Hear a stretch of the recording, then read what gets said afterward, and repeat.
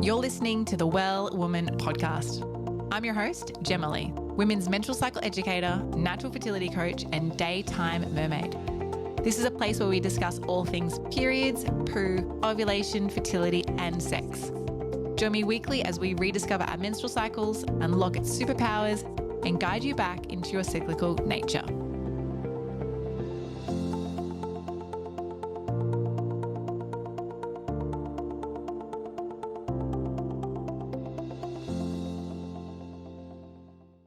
Nura, welcome back to the show. Hello, Jema. I'm so happy to be here. I am very blessed that you're here. This was an idea of mine 2 days ago, and here we are recording right now. And that's, how much I love you. So thank you so much for being here. We are talking about some really, really juicy stuff for what's coming in 2023. And this is actually our first episode of the year of 2023. Nura's just learning about this right now as I'm saying it. And before we jump into all things astrology and what can we expect from this year, tell us, what day of your cycle are you on and how are you checking in? I am on day 21 out of 36-day cycle. So I'm right in the middle. I'm feeling pretty great, just overcoming an illness. So reborn, renewed, and ready to recreate. Let's go. Let's get this new year going. It's like you are completely cleansed and all the shit is gone and you're ready for the fresh start. 100%. Yeah. I felt like I died and was literally reborn. And yeah, I'm just amazed at all that our bodies can process for us and just what a wild ride this is. Life, right? I refer to it as, adulting. It's just the life of adulting. And I think sometimes it could be a good segue, actually. Sometimes when we think of adulting, no one even thinks of astrology. And when we think of astrology, we just think of like, oh, what star sign are you? And, I'm a Libra. And so therefore, I'm always like acting like a Libra, but there's so much more to astrology and you are my go-to astrologist. So thank you for coming back to the show again for the third time. And if you didn't know, Nura is actually a teacher and one of our guest teachers inside Cyclical School on astrology for the cycle. So Nura, what would you like to share with us about 2023 and what astrologic, is that even a word? Astrologic occurrences are happening this year? Like, give us the rundown on everything we should know about when we need to hibernate, when we need to be out there in the world. Absolutely. Yeah. I'm really looking at 2023 as a year of transition. It almost feels to me like we've been in a little bit of a holding pattern collectively, and all of us kind of with this like suspended, like, okay, there's something different that I want to build or create. And we've been doing it. And I've been seeing so many people create so many amazing things, but almost collectively, we've been on pause in a way. So in 2023, it feels a lot like rebirth energy, and it does correspond with a few different astrological factors that make sense. So later in the year in 2022, we had Venus going through her underworld cycle from mid-September through to December 1st. And that was really a big death and rebirth time. So then we started reascending through Venus's cycle in December. And then so starting the year 2023, we're already still in that ascension journey. And when we're in this Venus ascension journey, we tend to feel like our creativity is returning to us, like we feel more power around our creative process, like we're not just floating around like, I don't know what I'm doing, I don't know what I'm creating, but we feel a lot more purposeful and intentional about things. And we also feel like the forces around us are conspiring to support us. So that's a really important factor. Another element is then midsummer. So in August, we're going to have Venus shifting overtones. So long story short, because there's a lot of different, astrological jargon that we could get into there, but I want to keep it simple. Essentially, every 19 months, Venus will shift overtone rulerships, essentially, or she'll kind of take on a different mantle of a different sign. So throughout 2022 and about halfway into 2023, we're working with the Capricorn meta goddess. So this has been a lot of energy around breaking down old systems, understanding. So say if you have a business, what are your business systems? Or if you're running a household, or just understanding your day-to-day life, what are the systems that serve you? Where are you maybe taking on too much of responsibility for other people? Where's your life a burden? Where is it not joyful?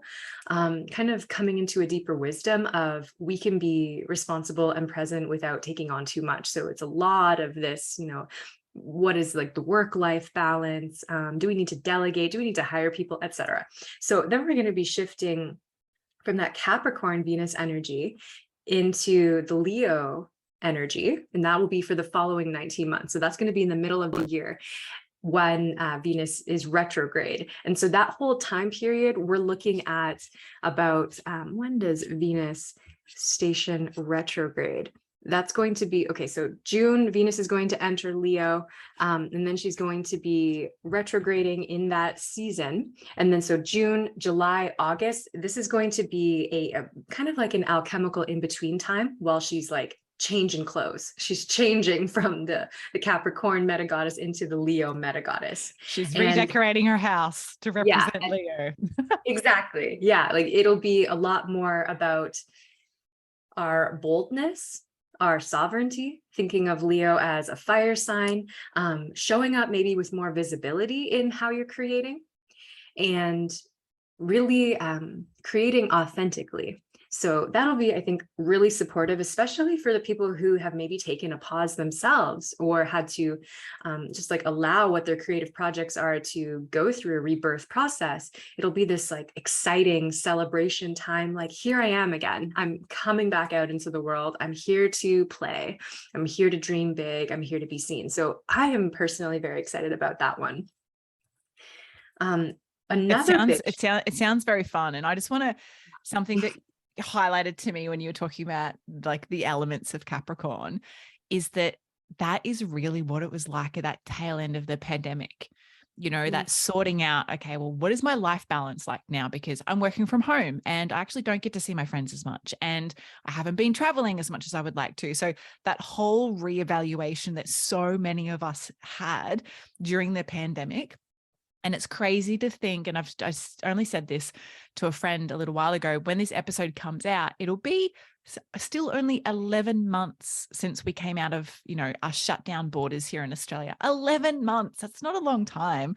And so if you think of the 19 months, like that's a really big reevaluation and exploring that entire balance in our lifestyle. So that's what stood out to me when you said the Capricorn. I said, man, I am so ready for Leo. I am ready for it to come. So I'm hanging for that June, July, August time. Oh, totally. Yeah, me too. I'm so with you there. Like the Capricorn energy has really helped me to be dedicated and consistent and show up for the things that I know are worth it for me in all that I'm doing. But I feel like the Leo, as you said, it's just going to be more fun. There's going to be this infusion of playfulness, which I think everybody would benefit from. So that'll be, I think, one of the high points of the year, the high energies. We also have Jupiter, who is really awesome to set your yearly intentions with.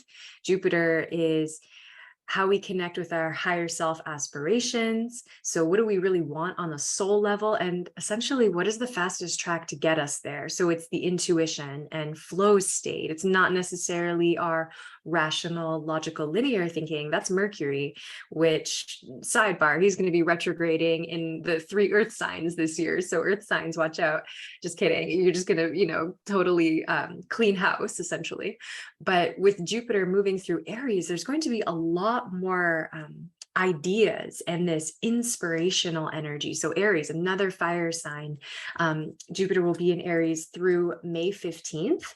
And so that'll be a really nice first 4.5, 5 months of the year to kind of like hit the ground running, like open the gate and go. Aries is fast. So you can expect a lot of ideas to be coming through, which will probably feel really good if you've been experiencing any creative block. The big idea here with Jupiter and Aries is to get your body moving and really hone in on your instincts. and feel even deeper into like, how can I trust that my body knows what he or she is doing, what they're doing, and not overthink it. Like, just do things because I want to. Do things because it feels good. That's the MO of Aries. I love that. And I feel that a lot of people naturally have that start of the year, got to get going, bull at a gate kind of thing, and we rush into it. And I always think of the diet culture at the start of the year. It's like, okay, we're starting the new diet. What's the diet that you're starting on the 1st of January? Are we all starting the same diet? Can we learn from each other on which diets are going to be best? And I think that that energy can be so much better, incorporated in other parts of our life rather than just food. And I love that you mentioned like hit the ground running. Like, if you're inspired to do something, don't wait till July to implement your, intentions. Start it straight away. So if you're listening to this and this is January, start your intentions right now. Yes. And let it be based on what you really want to do. And if you don't know your whole life plan, or you don't even know what you want to do next month, next week, tomorrow, it doesn't matter. What do you want to do right now in this moment? Because it's about present time consciousness, because that's where your instincts are. You can't really have instincts about the future. Like, you just have instincts in this moment, and then you apply them to maybe strategize about the future. So present time consciousness. And that I think it'll just connect us to our inner child as well, which Aries is also connected to. It's like the divine spark of creativity that just doesn't question it. Like, think of a child, they're going to do what they want to do. I mean, if you give them free reign, they'll probably tear your house apart, but they're not usually so creatively blocked and like inhibited. They're just like, I want to create this whole bedroom to be a fairy castle, and I want to use all the cardboard and all this sand. And I'm like, wait, that's a carpet. Please don't do that. But there's not this like inhibition, like, oh my gosh, is this going to like serve my life purpose? It's like, don't even think about it like that. Just do what feels good and right. So hopefully that's supportive for somebody out there. I know that is definitely, I need to remind myself of that a lot. Do what feels good and right. Yes. Like that. Yeah. I've just typed that out. That's a good one. 100%. Yeah. And then, so when Jupiter then moves into Taurus, May 15th, and that will be for the whole remainder of the year, the gears are going to shift again a little bit into, okay, how can I actually ground these ideas into habits, into cultivating resilience and endurance? So first we want to know, well, what is it that we want? So then we can create these habits that support our desires. So it'll actually be a really nice flow in that way.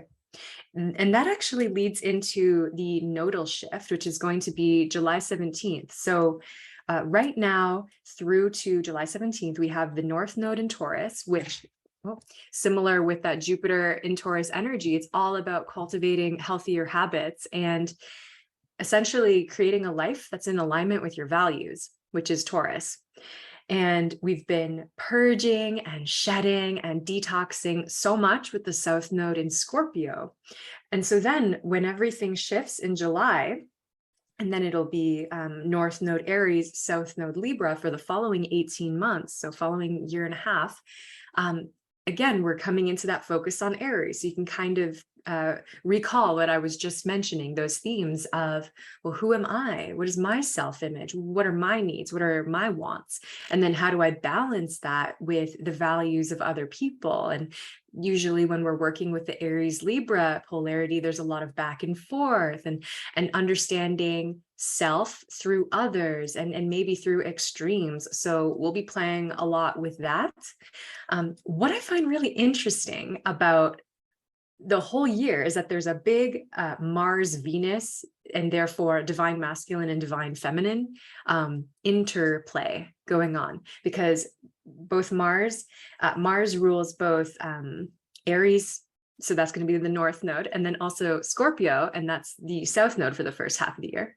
And then if we switch it, Venus rules Taurus, so current North Node, but then also Libra, the upcoming South Node. So it's almost like the planetary rulers are going to be switching sides. So I'm really curious about what that's going to feel like, because the last time this would have happened would have been 18 years ago or 19. Wow. years ago that we had this exact particular nodal shift. And that was right around the beginning of the time that I was studying astrology. So I definitely wasn't as advanced as this. So I wasn't even paying attention to this. So, but now that I think about it, damn, I had some weird relationship stuff going on around that Yeah, time.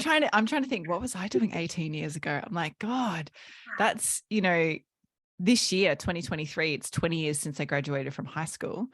And, 18 years, that's a couple of years out of high school. I'm like, what was I doing at that time? And that was very masculinely led time in my life. Now it's a very led time. And so does that mean like feminine without masculine ruling me when we look at the difference between the north and the south nodes? Yeah. I think it's going to be a beautiful time to explore all of the questions around our inner masculine and maybe how that expresses externally, maybe in relationships, but also in terms of how we go after what we want in comparison to what we attract through our resonance, which is a lot more Venus and the feminine. And so our magnetism, it's kind of like electricity compared to magnetism. And we know that we can do a lot when we put them together. And that's really the goal. And so what's the balance there? I'm looking forward to it. Yeah, me too. And something that just popped into my mind is that this year, 2023, in Chinese, do they call it Chinese astrology? I'm not sure, but it's the year of the rabbit. Whereas last year, 2022, was the year of the tiger. And the energy of the tiger and the rabbit, in my mind, is very much like masculine versus the feminine. And I've been exploring that a lot myself anyway, because I'm like a tiger. Like I'm a triple tiger in, which is maybe I have a great explanation of why I am the way I am. But, in Chinese astrology, or the way that they look at the signs, I'm a triple tiger. And I'm looking at, we're coming into like a really great feminine year. Like you said, yes, it's going to be a life of value and hit the ground running, but who am I? And how can I, return to myself? And what will that look like with where I am in the world? Now that, we're coming back into a world that is traveling again and is in that creation phase after being dormant through the pandemic. And we're well beyond the pandemic now, which is great. So lots of really good reflection. Yeah, absolutely. So that will be, I think, really supportive to reflect on for ourselves. You mentioned it, like who we are becoming and what we are contributing to the world that we're creating. And all of that is also tied into Pluto's brief move into Aquarius. Aquarius is our communities, the future that we're creating, also rules over technological advances and changes and like sisterhoods, tribes, brotherhoods, all the little kulas, like who are our peers and what are we creating with them? So Pluto in Aquarius from March 23rd through June 11th, definitely mark that time period in your calendar. So March 23rd through June 11th, because we're going to experience something that none of us have ever experienced before. Pluto takes on average about 248 years to go through all signs. Yeah. So I don't know if any of you have been alive that long. I haven't. This will be my first time. That's a long time. Wow. And I guess that's because, how far away the planet is, but yeah, pretty far away. Wow. And so between that 23rd to the March the 23rd to June the 11th, is that when it's in Aquarius, or is that when it's moving out of or into Aquarius? Yeah. So Pluto will enter Aquarius from Capricorn, where he is right now, March 23rd, and then he'll stay there. He's going to actually station retrograde, and that's why he's moving back out.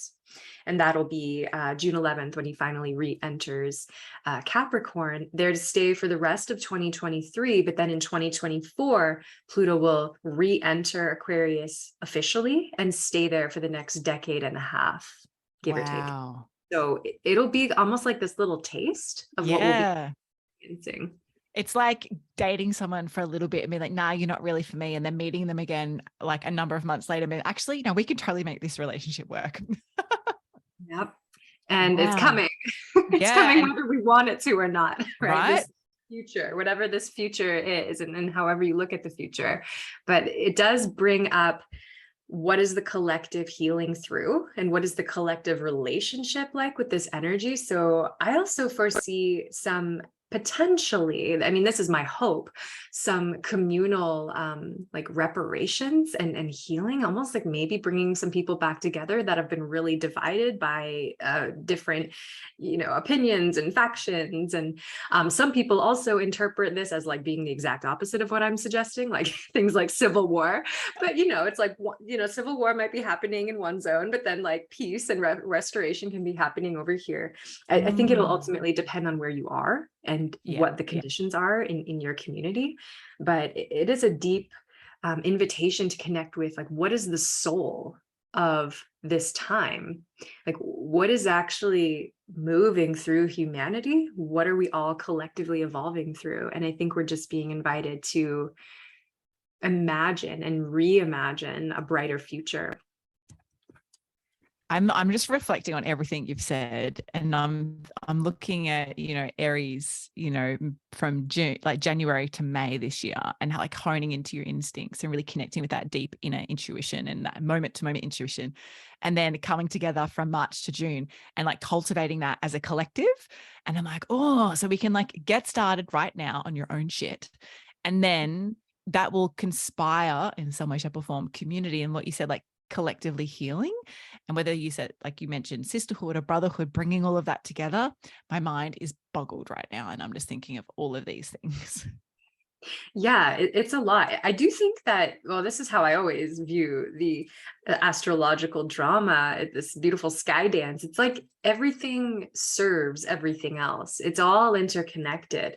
And so it's like we break down these transits into like bite-sized chunks so that we can connect with them, but it's all happening, all of it together. And so it's this constant like zooming out and seeing the whole scene and then zooming back in to this present moment. And it's like, which of these planets am I feeling is really lighting up my chart? Where am I feeling activated or being drawn to connect more with? And then we just kind of bounce around throughout the year. So another big one is going to be Saturn entering Pisces. That's going to be March 7th, and then he's going to just stay in Pisces for the next 3 years. And Saturn is another really great planet to do your intentions and your strategies for what you want to build on, particularly regarding projects, because Saturn rules projects. So in Pisces, you want your projects to be very spiritually fulfilling, because Pisces is our connection with spirit. Also, there might be this sort of unification or integration or amalgamation of, maybe you had like 3 different projects and you were trying to decide, like, which one do I do? Well, maybe what happens with Saturn and Pisces is like they become one project. Like it comes together. Like you find how that can be the integration point. Oh, I'm like, oh, work's going to hit a shifting moment in March. You said March 7th, right?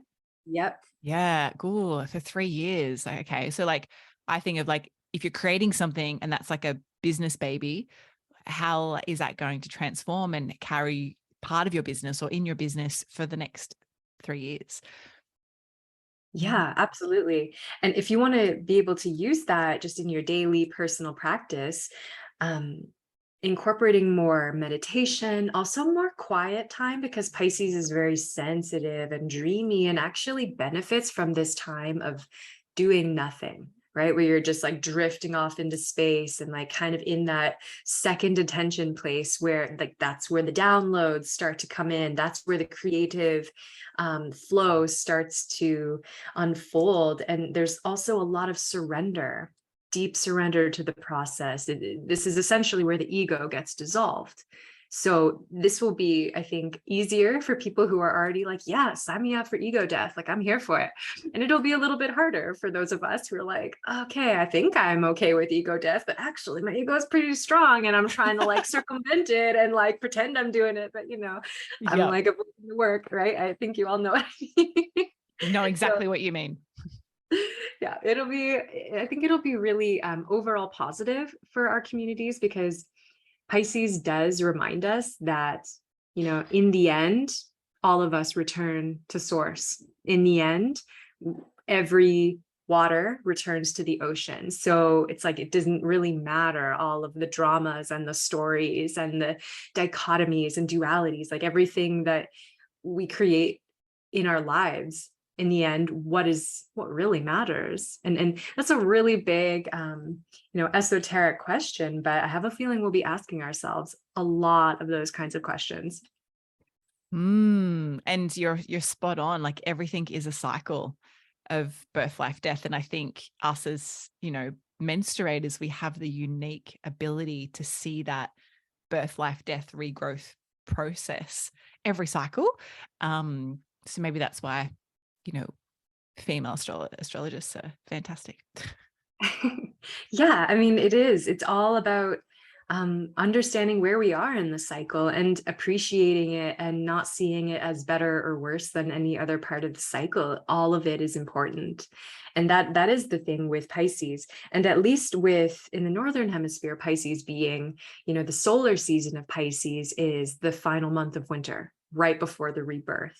So it's interesting because we've got the Saturn in Pisces wanting us to do this deep surrender shavasana of our life, but like, Love that terminology.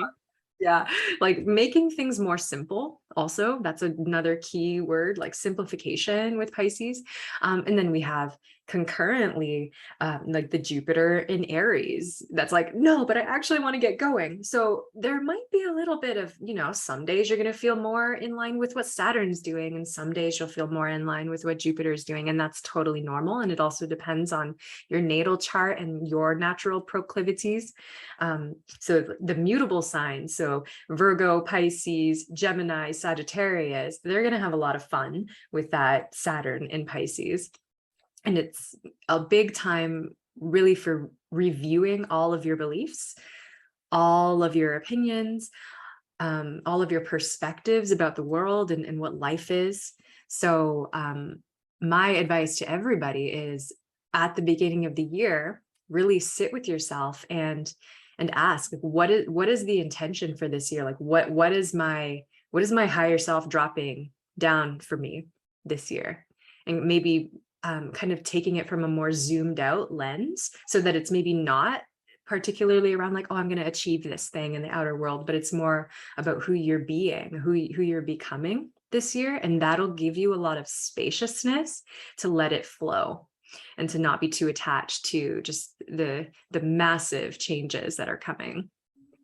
I love that, because I think we can get so overwhelmed with all the things we need to do, and it's the start of the year, and the bigger the list, the better. But yeah, really, what is your highest self really calling for? And, you can always ask the question when you get a drop in, like, is this aligned with my higher self? And is this, something that my higher self is calling for? If you feel like you're not in alignment, you can ask those questions and wait for the response. But yeah, really simplifying, I think, is fantastic, and making sure that you're not overwhelming yourself and just taking little steps by what really is in alignment. Yeah, absolutely. And so the last thing that I had on my list to share was, and I kind of mentioned it already, was that all of the Mercury retrogrades are going to be in Earth signs this year. And we actually start the year with Mercury retrograde in Capricorn. So like the beginning of the years we're already in deep reflection mode of like, what is life? What am I creating? What am I building? What's working? What's not working?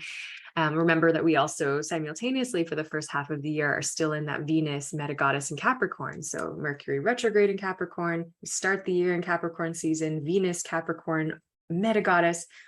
We really got to get a handle on our systems. Are they serving our higher self values? That, I think, would be the ultimate question. Where can we delegate? Where can we release? And the thing about Mercury retrogrades is that there's an invitation to just look at everything differently, maybe take less information in. And in the earth signs, this is very much more about getting into your body. So it's almost like not requiring like mental air information to be how you make decisions, but a lot more of like honing in on that body wisdom. Like, is this a body yes or a body no for me? And then other ways of like, what will actually help me to feel stronger? What will fortify me? And making choices from that space. So that's, I would say, the overall advice for all three of actually, there's going to be 4 Mercury retrogrades this year. So Capricorn at the beginning of the year and at the end of the year, actually.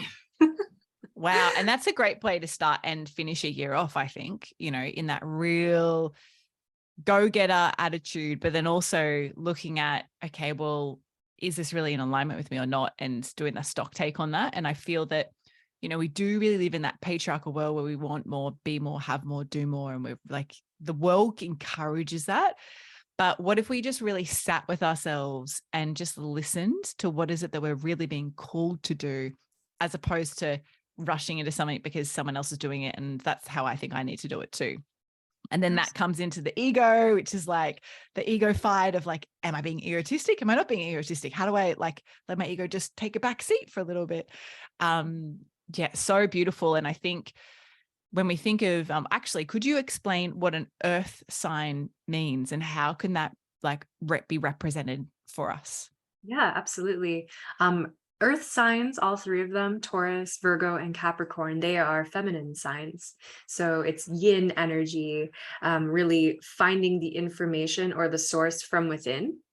It's like down and in the energy. And so all of them will be, I think, helping us to connect a lot more with our feminine wisdom. And so you can use that as how you can strategize is, with Capricorn, it's like connect with your wise elders, the wise women in your community. With Taurus, it's the wisdom of the earth herself and how to actually be a good steward and a caretaker and like a gardener. And then with Virgo, it's like, well, how am I improving this? How am I maybe manipulating this? How am I harvesting this? And then maybe I always use the example of like herbalism and like, what am I doing with the harvest? Or I'm maybe storing it so that I can use it for later, or making a tincture, things like that. Like I'm taking the substance and I'm transforming it and I'm using it for something for my health. So there's this deep awareness of all of the resources and the gifts that the earth has. And I think if we put our thought focus there, especially for these longer times that Mercury will be traveling through these earth signs, we'll see some very physical, tangible shifts in our lives because, well, what we focus on, we manifest. So if you're wanting to see, more prosperity or more abundance in your life, or you're wanting to call in these tangible, like I can taste, touch, and smell this change in my life, you actually want to be leaning even deeper into earth medicine, which comes from these earth signs. I love that overview. Thank you. And I think too, because, Mother Earth is the feminine, like Mother Earth, Father Sky, everything is earth bounding and grounding. And I've had this thought for I think a lot of the end of 2022 that I really feel in 2022, there were a lot of cyclical shifts for the menstrual cycle just out there in the world. There was the first ever period poverty conference, and like menstrual leave has now been brought into place in Spain, and menstrual products are now free in Scotland for everybody. And I think there's this big shift going on for the feminine. And I really feel that 2023 is going to be the year that people are starting to wake up to their cycles, whether you have or you haven't already. The next level of that will awaken. And so when you were talking about information and source from within, I really feel that information and source can come from menstruation and that depth of menstruation. And like you said, connecting with feminine wisdom and the wise elders and really bringing all of that. And I'm like, oh yeah, the planets are aligning for the year of cyclical awareness awakening. So if you're listening to this and you haven't started tracking your cycle or connect, now's the time to start at the beginning of January. Oh my gosh. Yes. Yes, absolutely. Wow, what a celebration. I'm totally here for it. All of this greater embodiment and really having more reverence for the feminine mysteries and our menstrual cycles. It's empowerment. I think that's all it is. It's greater empowerment, greater sovereignty, freedom for all. So I'm here for it. Hear ye. And I think too, the more we connect with our cycle, it helps us connect with the other cycles. So you mentioned, like the cycle of shavasana and deep rest and, quietness. But then you've also got the cycle of get going, like get out there and freaking do it. And the more we allow ourselves to have all of these energies, as opposed to just being that patriarchal, do it all the time and don't stop and barely rest, we start to become all things, and all things, brings us into that natural ability of ebbing and flowing. And I think when you do that with your cycle and you just practice on it every day, you're more able to do that astrologically, because you're like, oh, okay, so I'm really aligned for rest now, even though it's summer outside and I feel like I want to be at the beach, but maybe I just be at the beach and sleep at the beach, so you're starting to bring in the awareness of all things. And I've loved you sharing all of the insights for 2023. So thank you so much. Oh, you're so welcome. It's my honor. So juicy. And final question to wrap us up, as a as a get started for 2023 in astrology, would you say are the top 3 tips to getting connected with astrology? If someone is listening to this and be like, oh my God, I wish I knew more about this, but I have no idea where to start. How could they get connected and bring it into their own daily life? Yeah, I mean, I'm definitely an advocate for getting your chart read, of course. That can always kind of reduce all of the chaos and overwhelm that happens when you see your chart for the first time. But even more simply than that, I think it's just being aware of the cycles that you can see out in the sky, like watching the moon and noticing, like, what are you feeling? Even the most basic cycle that we tend to overlook, like it's night or it's day. All of these simple things. I think, to be an astrologer or to be a student of astrology, it is just to be in this constant state of witnessing the miracle and observing and correlating. So no matter where you are in your astro awareness, it's great. But if you want to go into the more technical things, just getting your chart and maybe choosing to look at your sun, look at your moon, look at your rising sign. And then after you feel really confident with those parts of your chart, then maybe dive deeper into Venus. She's your emergent divine feminine, or Mars, your masculine, Jupiter, your higher self, Saturn, your mastery, right? And it goes on like that. So I'm very much a fan of kind of mastering one part of the chart and then going on, just almost like with everything. That's how I am with yoga. It's like, do one pose, or like get one flow good. And like same with herbs, it's like connect with one herb, go and find it outside and like do everything you can with that one herb and embody it, integrate it. And that, I think, will also just be a good strategy for, especially with this Saturn and Pisces. It's like, we need time to integrate these things. Like, it's not just like sitting there and like taking in all this information and it's like, boom, I know it now. It's like, I've been doing astrology for 20 years. And it's in there now, and I'm still learning. So it's like every day, everything, beginner's mind, and really just looking at how is this benefiting me? How is this helping me to be more here right now? I love that. Such great tips. Thank you. And I think it's so easy with astrology to be so overwhelmed, because there's so many multiple, and I'll say that again, multiple layers to astrology. But like, just focus on one thing and then get that down pat, and then move, like you said, the yoga pose, and then move to the next yoga pose. So just start, like, they're great things. And if you've never had your chart read, highly recommend it. Nura does amazing chart readings. I've had a reading with Nura myself and absolutely loved it. So yeah, start there. I love it. And in the show notes, we will connect all of your info so people can find you. But where do you hang out the most, and how can people connect with you online? Yeah, my website, nurarachelle.com, is a great place if you want to connect with me, like contact me. I'm on Instagram at Nura Rachelle.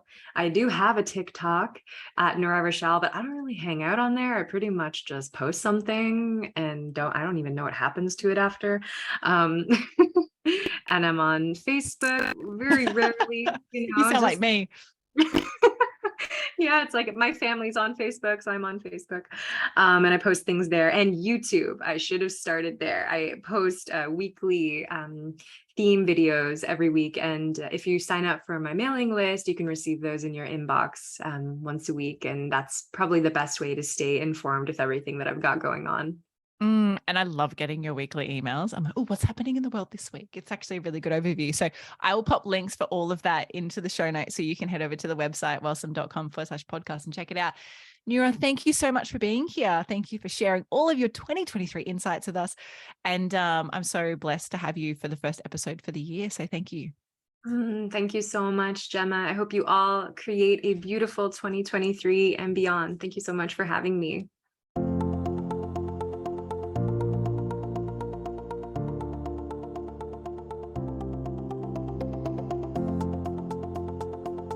Thank you so much for tuning into every episode of the Well Woman podcast. For everything we mentioned in today's episode, you can find this in the show notes over at wellsome.com/podcast. If this episode excited you, please hit follow on Spotify, which means all of my episodes will pop up in your feed weekly so you never miss a weekly drop.